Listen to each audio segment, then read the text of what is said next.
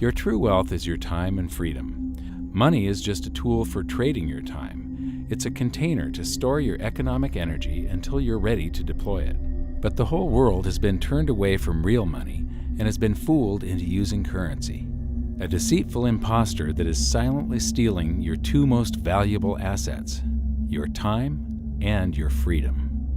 Welcome to the rabbit hole.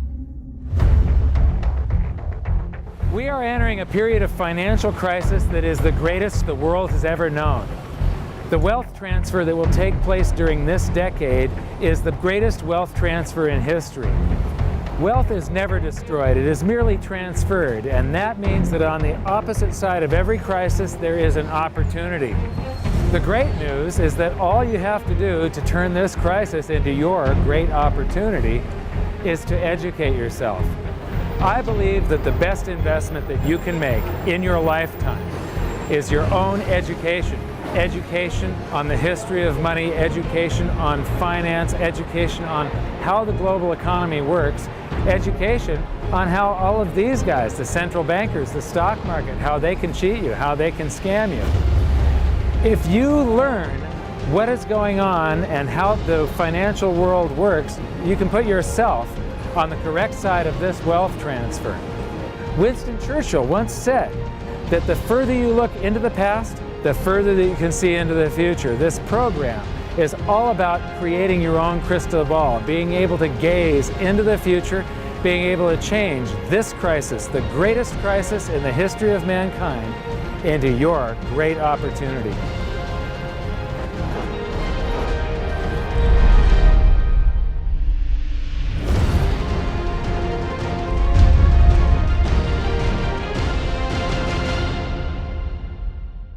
The hidden secrets of money, some of them are hidden in plain sight. They're like right in front of you. The way the monetary system works is something that isn't actually hidden away from all of us. It's out in the open, but it's complex and people just they can't see how it works. It's hard for them to imagine that we're living in such a hoax. Others are meant to be secret, but the truth is slowly coming out, like the Federal Reserve being a private corporation and not really part of the U.S. government. But when I started studying this, what I found was that there was no place that I could point people to where they could get it all in one spot. And so I basically decided to write my book about it and consolidate monetary history, economics, the markets, fundamentals of gold and silver. There's a lot of smoke and mirrors in economics, and I've sort of made it my job to lift the fog for people.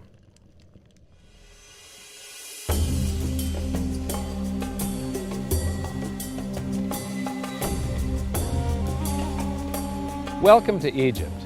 This is where it all began. Roughly 5,000 years ago, the Egyptians started using gold and silver as their predominant form of currency. But it was not yet money. The pieces of gold and silver that they were using were odd sizes and weights, odd purities, so it still was not interchangeable, where each unit is the same as the next. This meant that nothing really had a price yet. You couldn't put a price of so many coins on something because they didn't have coins yet. Trade was still difficult. It was still a guessing game when it came to the exchange of values. One of the reasons that we are in the financial mess that we are today globally is that people do not understand the difference between currency and money. Currency is a medium of exchange, a unit of account. It is portable, durable, divisible, and something called fungible. Fungible means that each unit is the same as the next unit. $1 in my pocket buys the same amount as $1 in your pocket.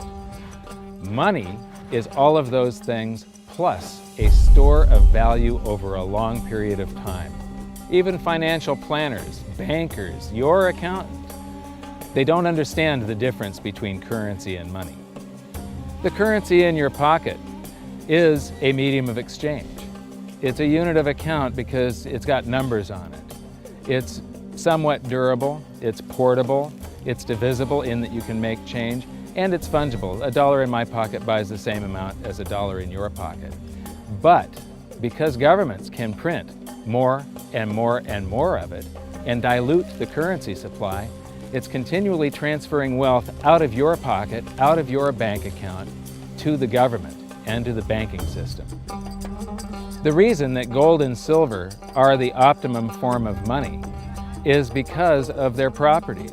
It's an easy medium of exchange because gold and silver store a large amount of value in a very small area. It's a unit of account. Pure gold has the same value all over the planet. So an ounce of gold buys the same amount here in Egypt as it would in China or in the United States. It's durable. The same gold that Egyptians were using in trade 5,000 years ago is still here with us today. It does not corrode. It's divisible. You can make change with it. It's very portable. You could use something like oil as money. It's just that you can't carry around a barrel of oil on your back. It's fungible. Pure gold is the same wherever it is on Earth. Pure silver is the same wherever it is on Earth. It's limited in quantity. That's the reason that it maintains its purchasing power. Governments cannot print it. Over the last 5,000 years, only gold and silver have maintained their purchasing power. There have been thousands upon thousands of fiat currencies, currencies that are unbacked by gold or silver, and they have all gone to zero. It's a 100% failure rate.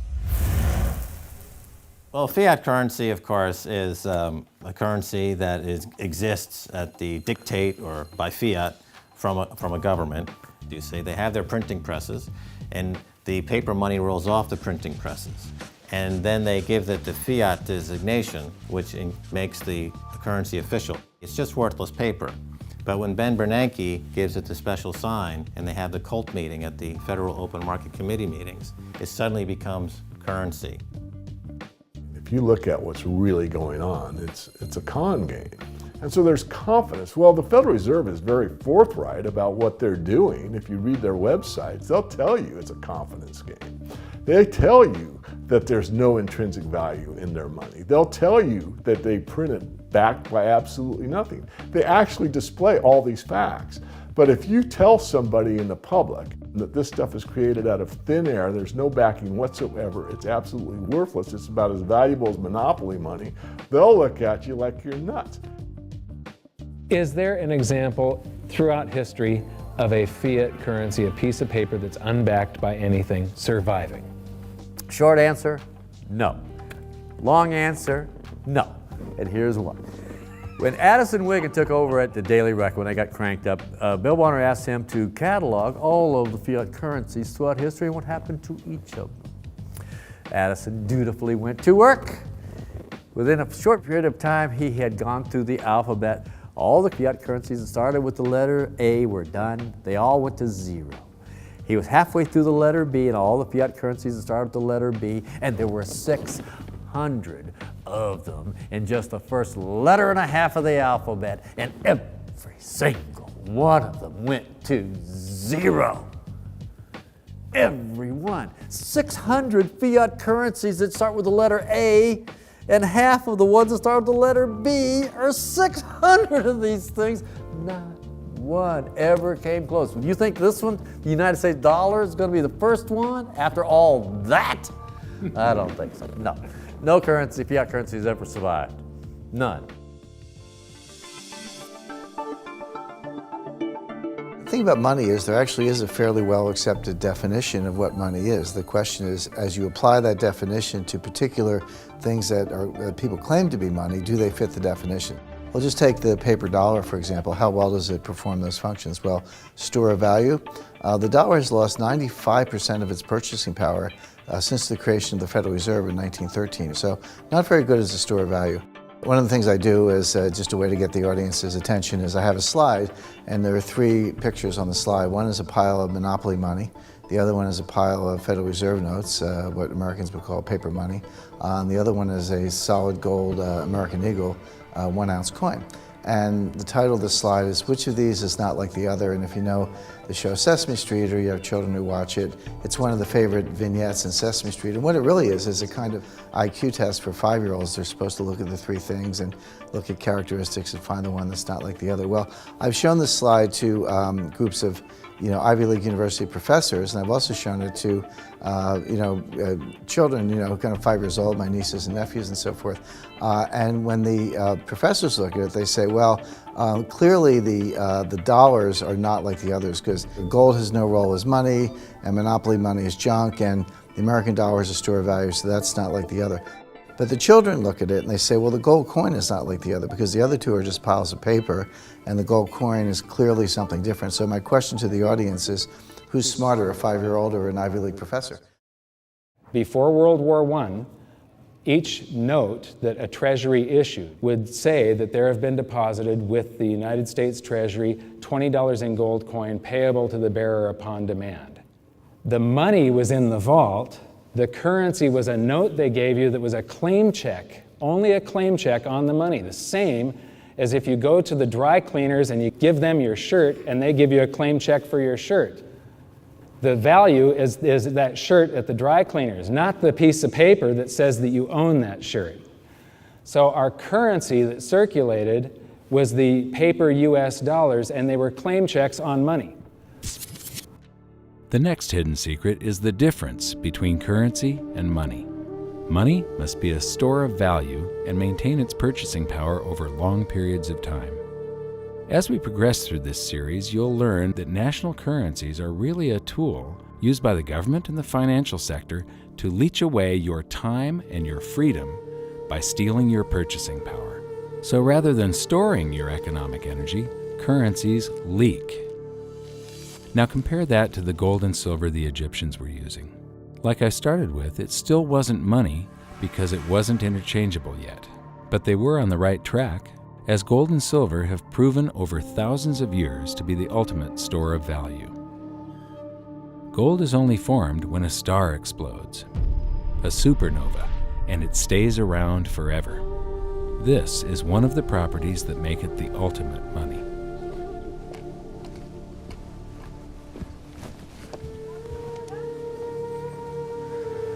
People are amazed that after 5,000 years, the pyramids are still here.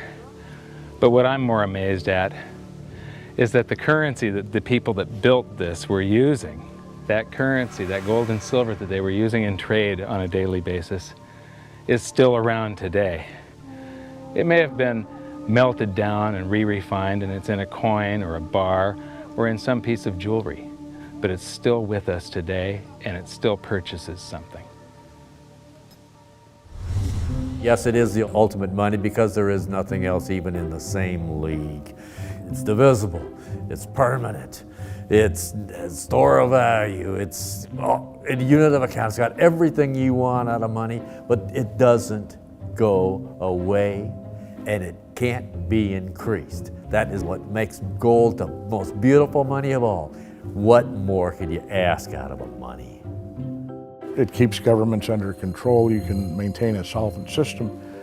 Governments don't like gold at present because they're getting away with the fiat currencies, and they'll do everything they can to discredit it as an asset class. I mean, my goodness, gold has outperformed the Dow Jones Industrial Average in each of the last 7 years, yet it's not considered a legitimate asset class. Why? Again, it's the fear that maybe gold will be imposed on the system, that it will constrain government ability to spend beyond its means. They can't print it. They can't print it, no. The proper definition of inflation, I use Milton Friedman's definition. Inflation is an expansion of the currency supply. Deflation is a contraction of the currency supply. If you expand the currency supply, eventually prices will rise. And if you contract the currency supply, eventually prices will fall. This is a pool, but it's not a pool of water. This is the currency pool. And these are prices. And if you expand the currency supply, prices like a sponge in water have to rise to suck up the excess currency. Governments never stop printing more currency and adding currency to circulation. Therefore, prices keep on going up, not because the stuff that you're trying to buy is changing. The real estate doesn't change. What has changed is the currency purchases less and less. It's the currency going down, not prices going up. The truth is, what we have that makes our world work right now is a big story. None of it's real. It's all just promises. And if you think about it, that's how currency began to work in the beginning. You know, before we had currency, we had barter. I'll give you 3 coconuts and you give me 4 fish, because that's kind of a fair exchange on coconuts to fish. But that got complicated, so we had to invent this thing called money to be a divisible, portable medium of exchange. And the challenge is that we lost that a long time ago when we lost having things of value be our currency. And now we have this thing called numbers and accounts. But trust me, it is not real. It's a big made-up story. One of the biggest make-believe stories ever is called quantitative easing, which sounds complex, but it's really just a smoke and mirrors term for currency creation. QE started with the banking bailouts back in 2009. This currency was created out of thin air and then given to the banks, who paid themselves record bonuses in reward for crashing the world economy.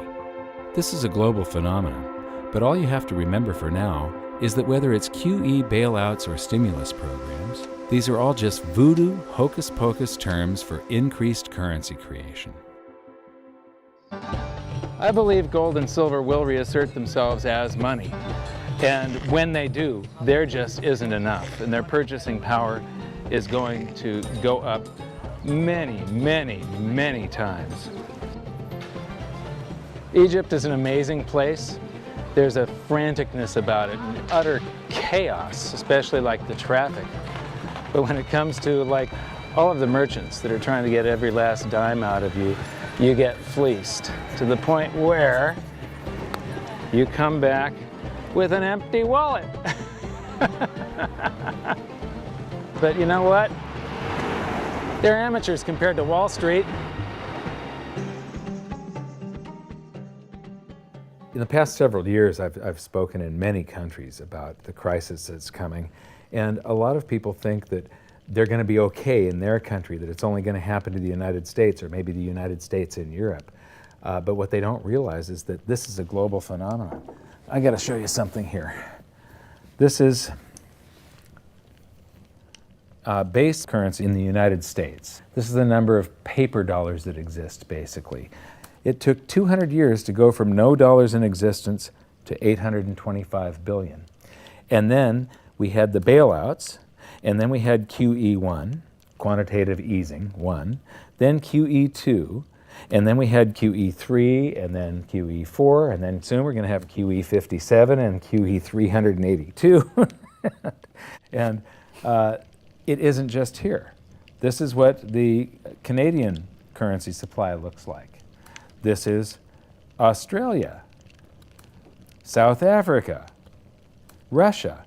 Now, this starts out in just the year 2001, and this is like 18 times more currency in existence in a little over a decade. Here's Singapore, same story. Look at that, since the crisis, just bam. India, China, every government on the planet is doing this insane deficit spending and expanding their currency supplies, doing bailouts. And history shows that there is no example of this turning out well. It is sometimes amazing that we haven't experienced more inflation than we have. If they keep expanding the money supply so vastly, why aren't our prices growing faster than they really are? And the answer is that a good chunk of the money that the Fed created has been shipped overseas. I remember early in my research, I heard this expression that the Americans have exported their inflation. I thought, what is that? How can you export your inflation? Put it in a box and send it out? What do you do? Well, now I understand. You export your inflation by simply sending all these dollars that you created to these other countries, and then they send you their refrigerators and their cars and whatever, their TV sets. So you get hardware, and they get little pieces of paper. It's a great deal for the American people for a while. For a while. Sooner or later, all of those pigeons come home to roost. When the time comes, as it looks like it's now coming, when the rest of the world is saying, we don't want to play this game anymore, Uncle Sam's dollars are just becoming worthless, there are too many of them, we've got to find something else other than American dollars, then those dollars start to come back to America. People say, we don't want them anymore, what do we do with them? Once this revs up and we've got this little trickle of money coming back that we previously exported, once it becomes a flood and it starts to rush back, now we are getting our former exported inflation brought back to us, and then we'll see the quantity of money inside the United States grow much more rapidly even than the Federal Reserve can create it, because we're getting a previous money back. And that's when we will really see the tanking of the US dollar in terms of what it will buy. During the second round of quantitative easing, global food prices went up 60%. And this created a humanitarian disaster for the 2 billion people on Earth who live on less than $2 a day. These people were hungry to start with, they became hungrier, and some of them started overthrowing their governments in North Africa and around the Middle East. So quantitative easing was the spark that ignited the Arab Spring. So that's it. When you create money, you get some sort of inflation. It just depends on where the inflation goes. It's all going down, down, down. Peasants are reeling from a game of coins and crowns. Given the premise that you have a permanent underclass or poor class, and how does inflation affect them disproportionately? It affects them basically in the percentage of their income that goes to food. And we see this as a ratio, and we know that there are some danger points. For example, in Egypt recently, once that ratio got to 40% of income going to food and the price of food rising due to inflation, when it got to 40%, that's historically a point where people actually stage a revolution. That's exactly what we saw. The French Revolution, similarly, was all around the price of food getting to a certain critical point where people simply, the risk-reward for revolution was favorable toward revolution. When they print it up, then it all goes down. Well, exactly right, because when you have a runaway inflation, it's punishing the very people who are most productive in society. In other words, the people that produce more than they consume and save the difference. The problem is that those productive people, the savers, save in their national currency. And unfortunately, the national currency is just a fiat piece of paper at this point. So when it's destroyed through runaway inflation, that $100,000 that you were hoping to retire on doesn't exist. And the things that you were going to buy with it and provide for others don't exist either. Now what are you going to do? So that all seems pretty scary. However, this is going to happen, and you can only play the hand that you're dealt. But the great news is that gold and silver always end up doing an accounting of the expansion of the currency supplies. Basically, the will of the public and the free markets. When governments do this kind of stuff to their currency supply, they debase it. Eventually it comes back in inflation. People sense the loss of their purchasing power. They rush back to gold and silver, and they bid the value of the gold and silver up in the country until it meets or exceeds the value of all the currency in circulation. This is a process that's been going on over and over again throughout history, except this time it's happening on a global scale. It has never before happened in all countries at once. And that means that this is the greatest wealth transfer in history. Therefore, it's the greatest opportunity in history, and it's not going to happen again in your lifetime. So now we've learned that your true wealth is your time and your freedom. Money is a trading tool that stores the economic energy that is your time and freedom, whereas currencies leak them away. Gold and silver are the ultimate money simply because of their properties. Fiat currencies are based solely on confidence and always return to their intrinsic value of zero. Governments don't like gold because it imposes restraint. Rising prices are a symptom of an expanding currency supply, and gold and silver always account for an expanding currency supply. So that's it for this episode. Join me next time as we begin to investigate how monetary history just repeats and repeats, and how gold and silver always win the battle between currency and money. Until then, my challenge to you is to stop calling currency money. It's a crucial first step towards setting your mind free of all this economic voodoo and changing your context. You can learn more by watching the bonus features on our website, and if you have any questions, you can post them there, and we'll answer some of your questions in future bonus features. So good luck, thanks for watching, and we'll see you next time.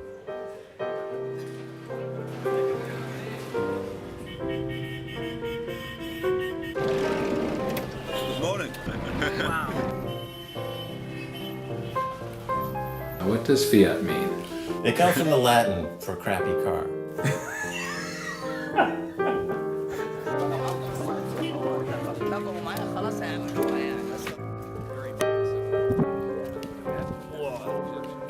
In the desert in a suit. My camel died. You're not too sure about that, are you? Huh?